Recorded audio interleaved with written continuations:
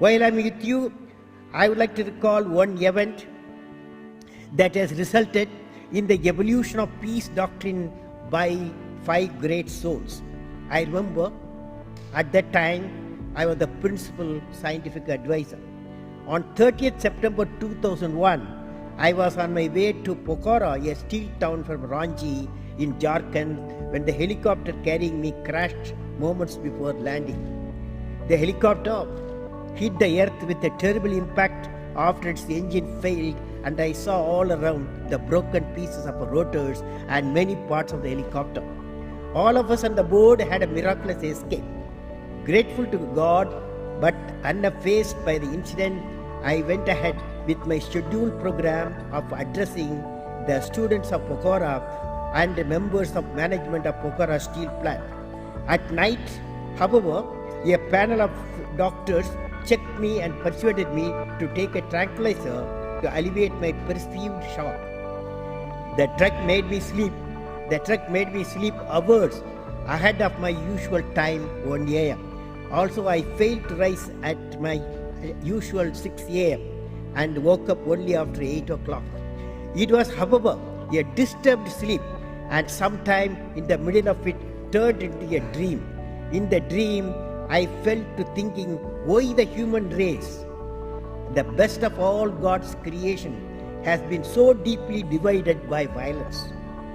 I imagined a conversation between 5 people who together symbolize the first attributes of the human mind, whom I admire deeply. Through their conversation, I sought an answer.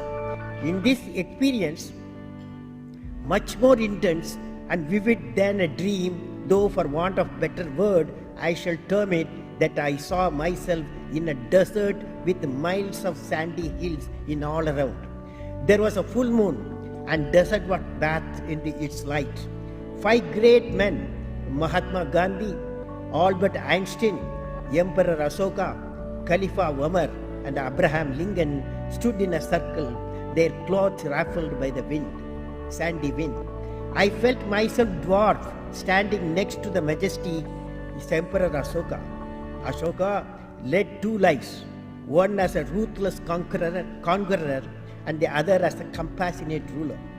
The man I stood beside was the one who had just returned from conquest, but victory had been obtained at a heavy cost. The Battle of Kalinga claimed the lives of at least 100,000 people, and an equal number were wounded.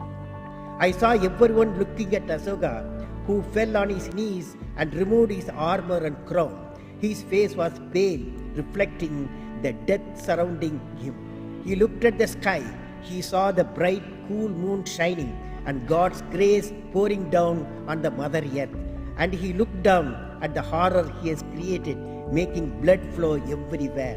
In that moment of beauty and horror, the silver moonlit night, and the suffering and pain on the ground, when nature itself seemed to speak out against what he has done, then the Ahimsa Dharma was born.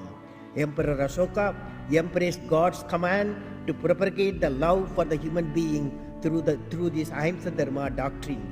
As I stood by, I wondered why the Kalinga war, why the assassination of Mahatma Gandhi, why the assassination of Abraham Lincoln, or many others like them. Has God Almighty faltered in His creation? Is the destruction of the mankind essential for a second creation? In that blissful silence, the Mahatma Gandhi spoke. He said, "Friends, the divine message we are hearing is the message of creation. Since we all belong to planet Earth, we may give a message to mankind how people of different races, religion, and languages can live peacefully and prosperously together. God Almighty," Mahatma Gandhi said, "God Almighty has blessed us all with something unique that we passed on to mankind through our deeds and effort. Is that working? Is there any divine message or doctrine? Divine beauty should enter into the human soul and happiness blossom in the body mind. Is it possible?" Also, the Emperor Ashoka said, "Friends, there is one thing I have realized. There is no victory in causing suffering. Triumph is a peaceful kingdom. Caliph Umar said, I learned after I entered Jerusalem that all men are equal. There is no point in forcing others to follow your path. You will get only that which is ordained for you. God alone is the sovereign.